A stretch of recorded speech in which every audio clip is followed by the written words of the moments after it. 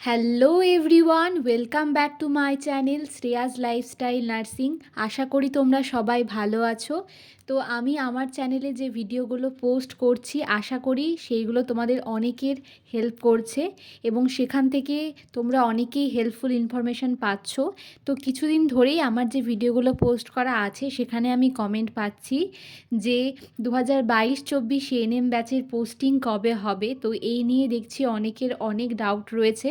আর অনেকে এটাও বলছে যে দিদি আমরা এএনএম ট্রেনিং করছি, তো আমাদের জবটা কনফার্ম তো এটা নিয়েও দেখছি অনেকে প্রশ্ন করছো তোমরা, তাই ভাবলাম সেপারেট একটা ভিডিও করে তোমাদেরকে এই সংক্রান্ত ইনফরমেশানগুলো দিয়ে দিই। তো তোমাদেরকে বলি যে 2022-24 এএনএম ব্যাচের পোস্টিং কিন্তু খুব শিগগিরই দিয়ে দেবে। তো যেহেতু জানুয়ারি মাসে কোনো প্রকার কোনো লিস্ট বেরোয়নি তোমাদের পোস্টিংয়ের, আশা করা যায় ফেব্রুয়ারি মাসে কিন্তু অবশ্যই তোমাদের পোস্টিংয়ের লিস্ট বেরিয়ে যাবে। আর ফেব্রুয়ারি মাসে যদি না বেরোয় তাহলে মার্চের প্রথম সপ্তাহতেই দেখবে তোমাদের কিন্তু লিস্ট বেরিয়ে যাবে। তো এতটা দেরি কিন্তু হয় না, আগের বছর কিন্তু ফেব্রুয়ারিতে বেরিয়ে গিয়েছিল। তো আশা করা যায় এই বছরও কিন্তু ফেব্রুয়ারিতেই তোমাদের লিস্টটা কিন্তু বেরিয়ে যাবে। তো যারা এত টেনশন করছো যে আমরা এএনএম করছি আমাদের জবটা কনফার্ম কি না, তো তাদেরকে বলি যারা এএনএম করছো তারা একদম নিশ্চিন্তে থাকো এবং ভালোভাবে ট্রেনিংটা করো। তোমাদের জব কিন্তু একদম কনফার্ম, তোমরা বেরিয়ে একদম কনফার্ম জব পাবেই। যেহেতু এএনএমের কোনো প্রকার কোনো প্রাইভেট ইনস্টিটিউশন হয় না, শুধুমাত্র গভর্নমেন্ট থেকেই পড়ানো হয়। তো সেই জন্য কিন্তু এএনএম যারা করছো তারা একদম নিশ্চিন্তে ট্রেনিংটা করো, তোমাদের জব কিন্তু একদম কনফার্ম হবেই। আর যারা আমাকে জিজ্ঞাসা করছিলে তোমাদের পোস্টিং কবে, তো পোস্টিংও খুব শীঘ্রই বেরিয়ে যাবে। আশা করা যায় যে ফেব্রুয়ারি মাসেই কিন্তু পোস্টিং দিয়ে দেবে। আর খুব একটা বেশি দেরি করবে না, যেহেতু প্রচুর সাব সেন্টার নতুন তৈরি হয়েছে এবং সেখানে ফার্স্ট এএনএম লাগবে। এবং যারা 3 বছর ধরে অলরেডি জব করছে তারা অনেকেই কিন্তু ট্রান্সফার হয়ে বা নিজের ডিস্ট্রিক্টে চলে যাবে। তো সেই জন্য সেই সমস্ত জায়গায় তো ফার্স্ট এএনএম নতুন করে নিয়োগ করতে হবে। তো সেই জন্য কিন্তু তোমাদের যে 22-24 এএনএম ব্যাচ তাদের পোস্টিং কিন্তু খুব শীঘ্রই কিন্তু হয়ে যাবে। আরও একটা কথা তোমাদেরকে বলি, তোমরা অনেকেই আমাকে জিজ্ঞাসা করছো যে আমি কোথায় জব করছি, বাড়ির কাছেই করছি না বাড়ি থেকে অনেক দূরে করছি, এই নিয়ে তোমরা আমাকে অনেকে অনেক প্রশ্ন করছো। তো সেই উত্তরটাও তোমাদেরকে দিই যে আমি কিন্তু বাড়ির কাছেই একটি নার্সিংহোমে জব করছি, আমি দূরে কোনো নার্সিংহোমে জব করছি না। যেহেতু নার্সিংহোমে বাইরে থাকতে গেলেও কিন্তু অনেকটা খরচ হবে, সেখানে থাকা খাওয়া সমস্তটা নিয়ে কিন্তু অনেকটা খরচ হয়ে যায়। আর নার্সিংহোমে স্যালারি যেহেতু খুব একটা বেশি হয় না সেরকম নার্সিংহোম না হলে, তো সেই জন্যই কিন্তু দূরে কোনো জায়গায় করছি না, বাড়ির কাছেই কিন্তু করছি। তো অনেকেই যেটা জিজ্ঞাসা করছিলে আশা করি তাদের উত্তরটা আমি দিতে পেরেছি। তো তোমাদের যদি আর কোনো কিছু জানার থাকে আমাকে কমেন্ট সেকশনে কমেন্ট করে তোমরা জানিও, আমি চেষ্টা করব তোমাদের কমেন্টগুলো রিপ্লাই দেওয়ার। আর আশা করি ভিডিওগুলো তোমাদের হেল্প করছে। তো আমি বারবারই তোমাদেরকে বলছি তোমরা কোন টপিকের ওপর ভিডিও চাও আমাকে অবশ্যই কমেন্টে জানিও, আমি চেষ্টা করব সেই সমস্ত টপিকগুলোকে ফোকাস করে তোমাদের জন্য ভিডিও দেওয়ার। আর আমি বারবারই তোমাদেরকে বলি, আবারও বলছি, যারা ট্রেনিং করছো এখন এই অবস্থায় তারা চেষ্টা করো ভালোভাবে ট্রেনিংটা কমপ্লিট করার। যেমন তেমন করে ট্রেনিং কমপ্লিট করে বেরিয়ে চলে আসলে কিন্তু তোমাদের জব পেতে প্রচুর প্রবলেম হবে, যেহেতু গভর্নমেন্ট জবের কন্ডিশন এখন খুবই খারাপ। তো সেই অবস্থায় দাঁড়িয়ে আমি তোমাদেরকে বারবারই বলছি যে ট্রেনিংটাই করছো না কেন, যারা এএনএম ট্রেনিং করছো তারাও এএনএম ট্রেনিংটা ভালো করে চেষ্টা করো কমপ্লিট করার।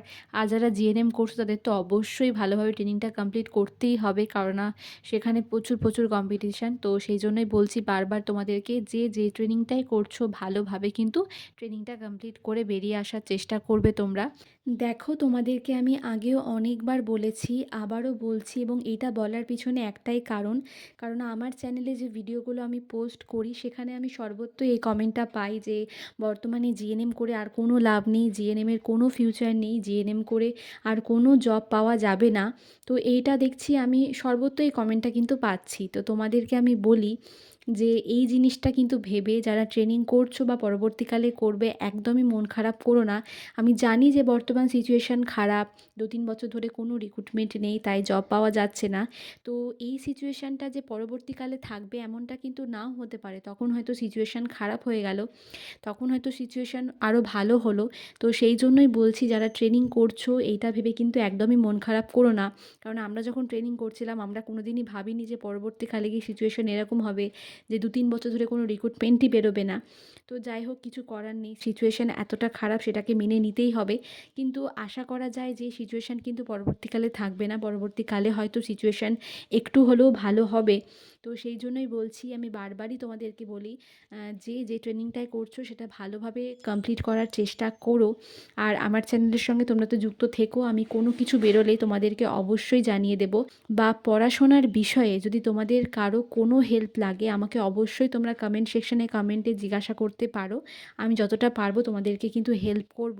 অন্য কোনো হেল্প লাগে আমাকে অবশ্যই কমেন্ট সেকশন তোমরা জানিও, পড়াশোনা রিলেটেড বা তোমাদের কোনো অ্যাসাইনমেন্ট রিলেটেড যদি তোমাদের কোনো হেল্প লাগে আমাকে অবশ্যই কমেন্টে জানিও, আমি তোমাদের কিন্তু হেল্প করার চেষ্টা করব।